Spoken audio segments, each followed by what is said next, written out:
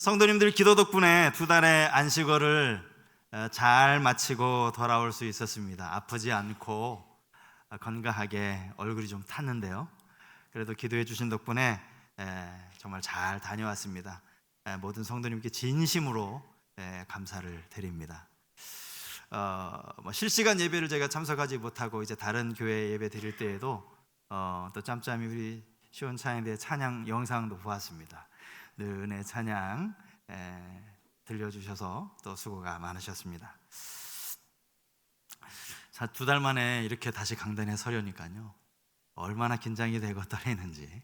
오늘 좀 말씀이 두서가 없더라도 여러분 조금 양해해 주시면 감사하겠습니다. 특별히 안식월 기간 중에 성지순례를 제가 이 사도 바울이 걸었던 전도 여행의 발자취를 조금이나마 돌아볼 수 있었던 것이 제겐 참 유익한 시간이었습니다.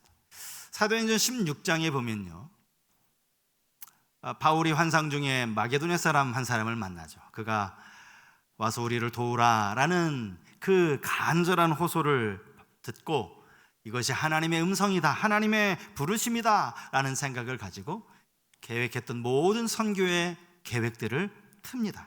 선교의 방향을 완전히 돌리죠. 그렇게 해서 바울이 배를 타고 도착한 이 항구가 네아폴리라고 성경에 나옵니다.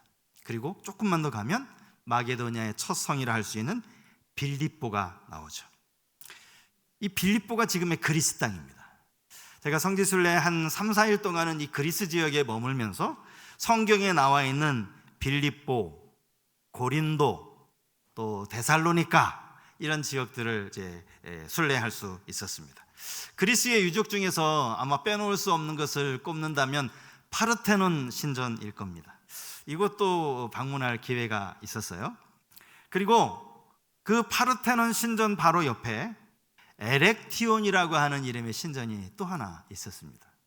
사실은 제게는 조금 낯설었는데 이 에렉티온 신전도 신전이지만 참 특이한 것이요, 그 신전 앞에 올리브나무 딱 한 그루가 심겨져 있었습니다. 올리브나무. 제가 사진을 찍었어요.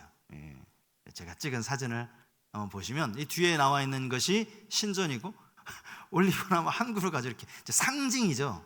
이 올리브나무가 갖는 어떤 의미가 있는 거예요. 그러면서 이제 설명을 해주시는 거예요. 그리스 신화 이야기를 해주셨습니다.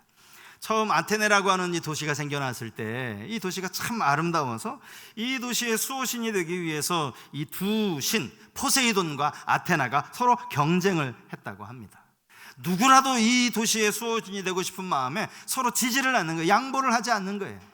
끊임없이 갈등과 경쟁이 계속되다가 나중에 결론을 내리기를 이거 시민들에게 묻자, 시민들의 투표로 결정하자.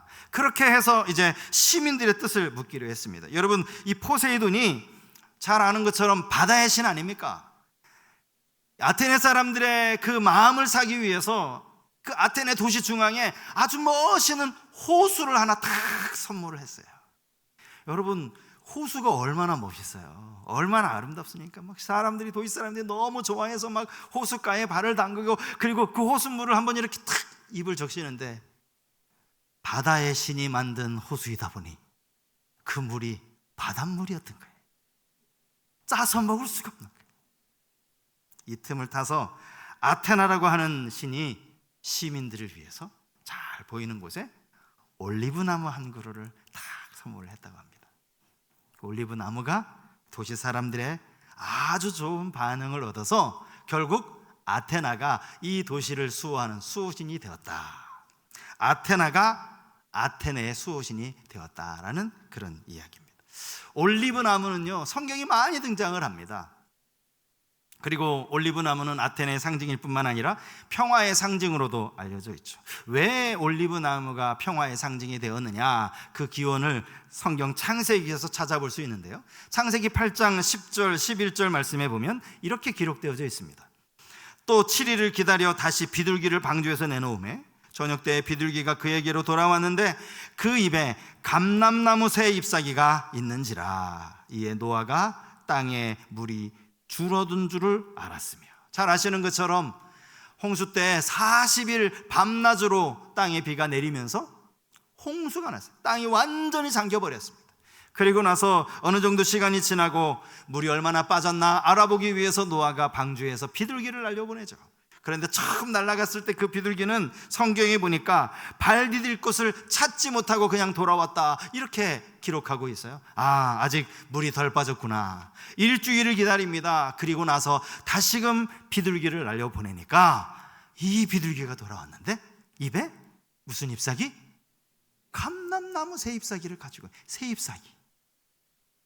그러면서 이제 물이 어느 정도 빠졌구나라는 사실을 노아에게 알려준 것이죠. 홍수가 끝나고 이 땅에 다시 평화가 시작되었다라는 것을 이 올리브나무 잎사귀가 알려주었기 때문에, 그래서 올리브나무를 평화의 상징으로 그렇게 부른다는 거예요.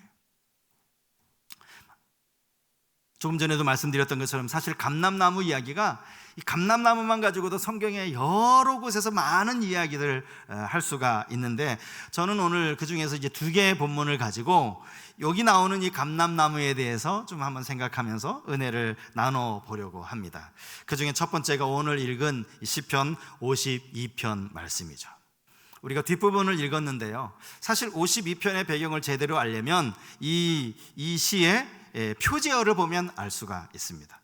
52편 그 아라비아 숫자 옆에 표제어에 이렇게 기록이 되어 있는데, 에돔인 도액이 사울에게 이르러 다윗이 아히멜렉의 집에 왔다고 그에게 말하던 때에, 사무엘상 22장, 21장 내용을 근거로 해서 이 시가 지어졌다는 것을 알 수 있죠. 도액이 누구입니까? 그는 에돔 사람이라고 성경이 말씀합니다. 에돔 사람, 이방인이었다라는 것이죠. 이방인임에도 불구하고 그는 나중에 사울의 목자장이 됩니다. 이스라엘을 다스리는 하나님의 기름 부음 받은 사울 왕의 목자장이 됩니다. 목자장이라는 건 상당한 권력을 가지고 있는 그 자리에까지 이 도액이 오르게 된 거예요. 어떻게 이 에돔 사람이면서 이 도액이 과연 사울 왕의 목자장까지 될 수 있었는가? 사실 그 배경을 알 수 있는 말씀이 사무엘상 21장, 22장이라고 할 수가 있습니다. 당시 다윗은 아시는 것처럼 사울 왕을 피해서 도망 다니던 도망자 신세였습니다. 어느 날 다윗이 놉당에 가서 제사장 아히멜렉을 만나죠. 그리고 나서 우리의 사정이 이러하니 나와 같이 있는 일행들이 며칠 굶었으니 혹 먹을 것이 있느냐라고 물었을 때, 아히멜렉은 그렇게 몹시 굶주려 있던 다윗과 그의 일행들에게 제사장들이 먹을 수 있는 이 거룩한 떡을 주어서 먹게 합니다. 그런데 이 장면을 목격한 사람이 도액이었어요. 도액이 어떻게 해요? 당장에 사울에게 달려갑니다. 그리고 나서는 자기가 본 이 모든 사실을 사울 왕에게 다 일러 바쳤습니다. 그리고는 사울의 명령을 따라서 이 도액이라는 사람이 놉 땅의 제사장 아히멜렉뿐만 아니라 그 땅에 살고 있는 모든 제사장들을 다 죽여버립니다. 사무엘상 22장에 보면 세마포 입은 자 85명을 죽였다. 여러분, 세마포를 입었다라는 말이 무슨 말이겠습니까? 제사장이라는 말이죠. 85명을 죽인 이 끔찍한 일을 이 도액이 행한 거예요. 그래서 본문 1절에 보면 포악한 자여 라고 나오죠. 이 포악한 자가 바로 도액을 의미하는 말입니다. 이 상황에서 다윗이 이 시편 52편을 썼어요. 여러분, 아히멜렉이 무슨 죄입니까? 사실 다윗이 요청한 것 아닙니까? 신학에 가면 이 사건을 예수님도 말씀을 하세요. 이 일로 인하여 다윗이 책망드린 게 아니에요. 아니, 그 아히멜렉은 그렇다 치더라도 85명의 제사장이 무슨 잘못입니까?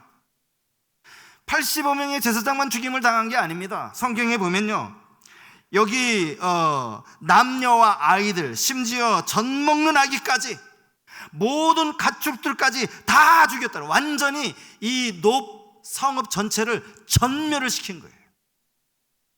무슨 잘못을 했다고? 이런 상황에서 다윗이 이 시를 지었을 때 다윗의 마음이 여러분 어땠을지 한번 우리 상상을 한번 해보자는 겁니다. 어땠을까요? 예? 두려운 마음이 들지 않았겠습니까? 이 도액이라는 사람 진짜 무섭구나. 아니, 어떻게 하나님의 제사장을 저렇게 그냥 아무런 거리낌 없이 죽일 수가 있는가? 그것도 젖먹이 아기까지 죽일 수가 있는가? 물론 그 뒤에는 사울이 있었죠. 어떻게든 다윗을 죽이고야 말겠다고 하는 이 살기가 등 뒤에 해가지고 눈에 그냥 도끼가 서려 있는 이 사울. 여기서 다윗이 살아남을 길이 있습니까? 여러분, 다윗의 일생에 사울을 피해 도망다녔던 기간이 몇 년인지 아십니까? 10년이에요. 10년. 10년 동안을 도망자의 삶을 살아요. 다윗이 뭐 사울에게 무슨 잘못을 했나요? 사울은요, 다윗 입장에서는 장인어른이에요. 장인어른. 예? 다윗이 하나님 앞에 죄를 지어서 지금 하나님이 사울을 통해서 징계하시는 겁니까? 그렇지도 않습니다. 어떻게 그 무고한 젖 먹는 아기까지 이렇게 다 죽임을 당할 수가 있는가? 하나님을 향한 원망스러운 마음은 없었겠습니까? 왜 하나님이 이렇게 하실까? 오늘 우리가 사실은 우리는 어떤 의미에서 다윗과 상관없는 사람 아닙니까? 그러니까 이런 내용을 읽으면서 와, 하나님이 다윗을 이렇게 연단하셨네. 야, 이런 연단도 다윗이 잘 견뎌냈네. 역시 다윗 대단해 라고 말할 수 있지만, 여러분, 하나님이 언제 다윗에게 내가 너를 연단할 거야, 사울을 통해서 너를 연단할 거야 말씀하신 적이 있느냐고요? 없어요. 없어. 영문도 알지 못한 채 이런 어려운 일을 겪게 된 겁니다. 다윗의 목숨도 사실 가만히 보면요, 사무엘상을 읽어보면요, 하나님이 도우시지 않으면 다윗은 죽었어도 몇 번 죽었어요. 왜 이런 고통이 찾아오느냐고요. 다윗의 입장에서 하나님이 원망스럽지 않았겠습니까? 권력의 눈이 어두워져 있는 저 도액이 두렵고, 한편으로는 하나님이 원망스럽고, 하나님을 향한 분노가 생기지 않겠느냐고요. 아히멜렉이 무슨 잘못입니까? 제사장들이 무슨 잘못입니까? 여러분, 오늘 우리가 살고 있는 이 시대도 이와 비슷한 것 같습니다.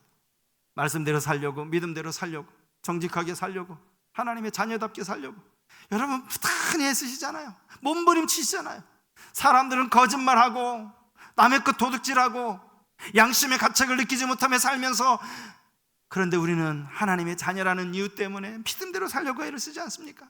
정직하게 살려고 성실하게 살아가지 않습니까? 그런데 왜 우리에게 하나님이 선물을 주시기는커녕 알 수도 없는 어려움과 알 수 없는 고난과 끊임없는 고통이 찾아오느냐고요. 그런 거 여러분 경험해 보셨습니까? 정말 이거 하나님 살아계신 거 맞나? 전지하시다고? 하나님 정말 내 사정 아시는 거 맞나? 전능하시다고? 하나님이 이 일을 행해하실 능력이 있는 거 맞나? 우리 마음속에 이해할 수 없는 이런 많은 일들로 말미암아 믿음이 흔들릴 때가 얼마든지 있을 수 있다라는 거죠. 네, 여러분, 본문을 보시면 다윗이 하나님을 원망하고 하나님께 불평하는 것이 아니라 오히려 하나님께 감사하고 있어요. 9절 마지막 절 보세요. 내가 영원히 주께 감사하겠다. 그가 감사할 수 있는 근거가 오늘 본문 8절에 나와 있는 말씀입니다. 우리 8절 말씀 아까 읽었지만 다시 한번 같이 읽었으면 좋겠습니다. 같이 읽겠습니다. 그러나 나는 하나님의 집에 있는 푸른 감람나무 같으며 하나님의 인자하심을 영원히 의지하리로다. 아멘. 쉬운 성경 본문으로 제가 다시 한번 읽어드리겠어요? 나는 하나님의 집에서 자라는 올리브나무 같습니다. 나는 하나님의 한결같은 사랑을 언제까지나 굳게 믿습니다. 시인은 지금 자신을 나무에 비유합니다. 올리브나무요, 푸른 감람나무요, 하나님의 집에서 자라고 있는 감람나무와 같아, 그렇게 고백하고 있는 거죠. 여러분, 올리브나무는요, 저 사막 강수량이요, 뭐 1년 해봐야 500ml밖에 안 되는, 섭씨 40도를 오르내리는, 터키를 가니까요, 제가 좀 얼굴이 좀 검어졌다라고 많은 분들이 그러세요. 사실 이 선크림 바른 거거든요. 소용이 없더라고요. 39도, 40도. 자외선 지수가 우리나라에서는 뭐 높음이라고 나오죠. 거기는 위험 이렇게 나와요. 그 그런 지형에서 사는 거예요. 그런 기온에서, 그런 환경에서 올리브 나무가 자라는 거예요. 척박한 환경에서 자란다는 거예요. 그러니까 올리브 나무는 이슬을 먹고 자란다, 이슬을 먹고 견딘다, 이런 표현을 쓰고 있는 거죠. 비록 환경은 척박하지만 하나님의 집에 심겼다라는 거예요. 하나님의 집에서 자라는 나무라. 현실은 견딜 수 없는 고난으로 가득하지만 그는 하나님의 집에 있는 푸른 감람나무라는 이런 고백을 하고 있는 거예요. 그러면서 이어지는 말씀에 그가 어떻게 구체적으로 고난을 극복할 수 있었는지를 이렇게 고백하죠. 하나님의 인자하심을 영원히 의지하리로다. 할렐루야. 하나님의 인자하심을 영원히 의지하리로다. 다윗의 눈에 하나님의 인자하심이 보여서가 아니에요. 믿음으로 하나님의 한결같은 사랑, 변함이 없는 그 사랑을 온전히 신뢰했다라는 거예요. 오늘 본문에요, 악인과 의인을 구분하는 아주 중요한 기준이 오늘 시편에 제시가 되고 있습니다. 그 뭐냐면 이 땅에서 무엇을 의지하고 사느냐예요. 시인은 하나님의 인자하심을 의지한다라고 고백을 했어요. 하지만 7절에 나오는 악인은 하나님의 인자하심이 아니라 다른 것들을 의지하고 있죠. 무엇을 의지하는지, 자, 7절 말씀 제가 한번 읽어드리겠습니다. 이 사람은 하나님을 자기 힘으로 삼지 아니하고 오직 자기 재물의 풍부함을 의지하며 자기의 악으로 스스로 든든하게 하던 자라. 여러분, 죄인이 누굽니까? 악인이 누굽니까? 죄 지은 사람이 죄인이고 악을 행한 사람이 악인이죠. 물론 맞아요. 단어풀이 하면 금방 나오는 거죠. 그런데 여러분, 영적인 의미에서 악인이 누군지 아세요? 죄인이 누군지 아십니까? 하나님이 아닌 하나님을 의지하는 대신에 자기 재물을 의지하는 사람. 예레미야 17장 말씀 여러분 아시죠? 누가 저주를 받을 것이라고 말합니까? 하나님을 저주하는 사람이 아니에요. 하나님을 부인하는 사람이 아닙니다. 하나님을 믿노라 하면서도 자기 힘을 의지하고 하나님과 멀어져 있는 사람, 그가 저주를 받을 자예요.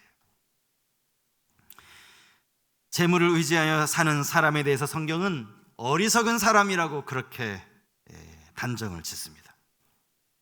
누가복음 12장에 보면 우리가 아는 상당한 부자가 나오죠. 이 부자가 얼마나 부자였는가 하니까 그 해 소출이 얼마나 많은지, 지금 가지고 있는 이 곡간 안에는 이 곡식을 다 넣을 수 없을 만큼, 그래서 스스로 생각하죠. 이거 헐고 더 크게 지어야 되겠다. 그리고 나서 뭐라고 생각합니까?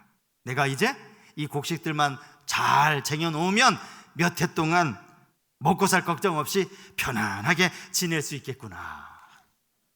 대단한 부자죠. 얼마나 부럽습니까? 예? 그런데 하나님은 이 사람을 보시는 시각과 부르시는 호칭이 이렇게 부르시고 계세요. 어리석은 자야. 어리석은 자야. 아니, 뭐가 어리석어요? 돈이 많아가지고 곡간을 새로 짓는 거 지혜로운 것 아닙니까? 어리석은 자라고 얘기하는 거예요. 하나님 보시기에 자기가 재물을 얼마나 많이 소유했는가, 그것은 결코 중요하지 않다라는 것이죠. 여러분, 그가 왜 어리석은 자인지 아십니까? 그 원인이 누가복음 12장 19절에 나와 있어요. 보십시오. 또 내가 내 영혼에게 이르되, 영혼아, 여러 해 쓸건을 많이 쌓아두었으니 평안히 쉬고 먹고 마시고 즐거워하자 하리라. 지금 부자가요, 자기 영혼에게 이 말을 하고 있어요. 내 육신이야 좀 편할 수 있어요. 일을 하지 않아도 되니까, 창고에 있는 거 조금씩 빼먹으면 되니까. 그런데 여러분, 육신의 평안함이 영혼의 평안함을 가져다 줄 줄로 착각한 거예요. 그래서 하나님이 어리석은 자라고 이야기하는 거예요. 다윗은 오직 하나님의 인자하심을 의지하는 사람이었습니다. 자기 스스로를 나는 하나님의 집에 있는 푸른 감람나무 같다, 이렇게 고백하고 있어요. 바라기는 저와 오늘 예배한 우리 모든 성도님들이 정말 이와 같이 하나님 보시기에 푸른 감람나무와 같은 은혜가 있길 바랍니다. 현실은 척박해요. 비도 오지 않아요. 환경이 너무나 어려워요. 고난이 많아요. 그런 가운데서도 하나님을 의지하는 거예요. 눈에 보이는 것에 우리의 마음을 빼앗기지 아니하고 보이지 않는 하나님, 하나님의 인자하심.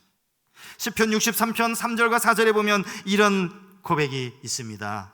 주의 인자가 생명보다 나음으로 내 입술이 주를 찬양할 것이라. 이러므로 나의 평생의 주를 송축하며 주의 이름으로 말미암아 나의 손을 들리이다. 주의 인자, 오늘 본문에 나오는 인자와 여기 시편 63편의 인자 다 같이 히브리어로 헤세드, 하나님의 자비, 하나님의 인자. 그 인자가 생명보다 나으니 내가 주를 찬송할 것이라. 놀라운 것은요, 시편 63편도 역시 표제해 보니까 여기 이렇게 기록되어 있다는 거예요. 다윗이 유다 광야에 있을 때, 호화로운 궁궐에 있을 때가 아니에요. 왕실에 누워서 편안하게 침대에 누워 있을 때가 아니에요. 유다 광야에 있을 때, 눈에 보이는 것은 척박한 땅이라 할지라도 하나님의 헤세드, 그 헤세드를 의지하는 우리 모든 성도님들 되실 수 있기를 축복합니다. 제가 감람나무를 통해서 또 이것 하나를 좀 깨달았고요. 감람나무에 대해서 살펴보고자 하는 두 번째 성경 구절이 시편 128편 3절 말씀. 이 구절은 뭐 너무나 잘 아는 말씀인데 그래도 참 좋은 말씀이니까 우리 한번 같이 다시 한번 읽었으면 좋겠습니다. 같이 읽겠습니다. 내 집 안방에 있는 내 아내는 결실한 포도나무 같으며 내 식탁에 둘러앉은 자식들은 어린 감람나무 같으리로다. 너무 잘 아는 말씀이죠. 내 식탁에 둘러앉은 자식들은 어린 감람나무 같으리로다. 여기 왜 어린 감람나무라고 했을까? 물론 자녀들이니까, 아직 어린 꼬마들이니까 뭐 그런 의미도 있겠죠. 여기 어린 감람나무라는 말 속에는 아주 오래된 감람나무가 아니라 거기에서부터 뻗어나온 아주 새로운 줄기, 그래서 비록 크기는 작을지 몰라도 푸릇푸릇하고 생명력이 있고 생동감이 있고 신선함이 있는 바로 그런 의미를 가지고 있는 게 이 어린 감람나무입니다. 사실 제가 이 말씀을, 이 감람나무에 대한 설교를 해야 되겠다라고 생각을 하게 된 것은요, 성지순례 중에 제가 감람나무에 대한 또 새로운 사실을 알게 되면서부터입니다. 유대인의 속담에요, 이런 속담이 있습니다. 당대의 열매를 얻으려면 포도나무를 심고 자식에게 물려주려면 무화과 나무를 심어라. 그러나 손자에게까지 물려주기 원한다면 무슨 나무를 심어라? 감람나무를 심어라. 이게 무슨 말인지 여러분 이해가 되세요? 그만큼 올리브나무, 이 감람나무는 심어서 당장 몇 년 안에 열매를 맺을 수 있는 나무가 아니라는 그런 의미입니다. 올리브나무는요, 성장 속도가 아주 느린 나무라고 합니다. 여러분 한번 제가 퀴즈를 내볼까요? 올리브 나무를 심어서 그 나무에서 열매를 맺기까지 과연 한 몇 년이라는 시간이 필요할까요? 네, 좋습니다. 비슷하게 나오는 것 같기도 하고 4년째가 되면요, 첫 열매가 맺히긴 한답니다. 그런데 그 열매는 사실은 올리브유가요, 올리브 열매가 여러 용도로 쓰이잖아요. 근데 이것은 사실은 풋사과처럼 쓸모없는 열매라는 거예요. 그리고 10년이 지나고 나면 좀 많은 열매를 맺는다고 합니다. 그런데 10년이 지나서 맺는 열매도 아직은 수확할 만큼의 잘 익은 온전한 열매는 아니라고 합니다. 올리브유에서 기름도 짜고 그 기름을 가지고 사실은 제사장에게, 선지자에게 기름 붓는 거 아닙니까? 올리브 기름을 바르라. 이게 다 이 약으로도 사용되고 화장품으로도 사용되고 하나님께 기름을 태워드리기도 하고, 온전한 올리브 열매를 얻으려면 30년을 기다려야 한답니다. 30년. 이 속담 이해가 되죠? 왜? 손자에게까지 먹이려면 올리브나무 심어라. 30년 기다려야 되니까. 그런데 더 놀라운 게 있습니다. 그렇게 30년이 지나잖아요. 그리고 나면 매년 한 그루의 올리브 나무에서 120kg의 올리브 열매가 맺힌다고 합니다. 그리고 그 열매가 언제까지 맺히느냐? 올리브 나무가 수명이 얼마나 된다고 여러분 알고 계세요? 언제까지 열매를 맺히는가 하니까 최소 600년. 놀라지 마세요. 더 나아가서 2000년까지 열매를 맺는다고 합니다. 크레타 섬이라고 성경에는 그레데 섬이라고 나와요. 바울이 이제 그 호송되어 가는 도중에 유라굴로라는 광풍을 만난 그 주변의 이 지중해의 섬이 크레타 섬이에요. 그레데 섬. 제가 뭐 크레타 섬에는 이번에 안 가봤으니까 정확하게는 잘 모르지만 자료에 의하면요, 이 크레타 섬 안에는 3,000년 된 나무가 있습니다. 올리브나무. 지금도 열매를 맺는다고 합니다. 누가 심은 겁니까? 3,000년 전에 어느 누군가 심은 거예요. 그리스 사람들이 참 그 미래를 보는 거죠. 당장 이거 포도나무나 심어가지고 뭐 포도나무는 한 3년 지나면 열매 맺잖아요. 그래서 어쨌든 3년만 기다려서 우리 잔뜩 포도나무 따가지고 포도도 먹고 포도주도 만들어 먹고, 그게 아니라는 거예요. 적어도 최소 30년 이후, 그런데 그 뒤로부터 1,000년 혹은 2,000년까지를 내다보고 올리브 나무를 심는다. 우리 한국 사람들 입장에서는 그걸 못하러 심어? 이렇게 생각할 수 있어요. 왜요? 우리는 빨리빨리잖아요. 뭐 심었으면 빨리 그냥 1년 안에 효부를 보든지 3년까지 기다리면 됐지. 어떻게 30년을 기다려요? 30년. 그 30년 내다보고 자기가 따먹지도 못할 그것을 나무를 심으니 참 어리석다라고 그렇게 생각할지도 몰라요. 하지만 그리스 사람들은 그렇게 하지 않는다. 열심히 땀을 흘려서 그 태양볕에서 나무를 심고, 지금 당장이 아니라 앞으로 30년 이후 1,000년, 2,000년을 내다보면서 올리브 나무를 심었다는 거예요. 그 열매를 지금 사람들이 따먹고 있는 거예요. 여러분, 제가 안식월을 이제 보내면서 2달 금방 지나가더라고요. 한 달 지나고 이제 2달쯤 더 접어드는데 마음속에 고민이 생기기 시작했습니다. 내가 분명히 안식월을 떠나면서 내가 쉼도 좀 갖고 또 이기 사역도 잘 준비해서 오겠습니다라고 말씀을 드렸는데, 사실 정신없이 지나고 나서 벌써 이제 한 달밖에 남지 않은 거예요. 이기 사역에 대해서 고민을 하고 준비하면서 이제 성지순례를 떠나게 됐어요. 이 기간 동안 하나님이 주시는 메시지가 좀 있으면 좋겠다, 하나님이 제게 보여주시는 게 있었으면 좋겠다, 이런 생각으로 여행길에 올랐습니다. 그리스까지 거의 12시간 넘게 이제 비행기를 타고요. 그리스 딱 도착한 그날 첫 번째로 방문했던 것이 고린도였어요. 고린도. 그리고 두 번째 방문했던 곳이 파르테논 신전, 그리고 이 올리브 나무였습니다. 가이드 하시는 분의 설명을 쭉 들으면서 하나님이 이기 사역에 대해서 이 말씀을 주시는구나 하는 깨달음이 왔습니다. 물론 제가 얻은 깨달음이죠. 그것은 바로 올리브 나무를 심자라는 거예요. 교회 주변에 땅 파고 올리브 나무 심자는 그런 의미가 아니에요. 올리브 나무 심자. 지금 당장 올리브 열매를 따기 위함이 아니라 30년을 기다리면서 30년 이후를 준비하면서 올리브 나무를 심자.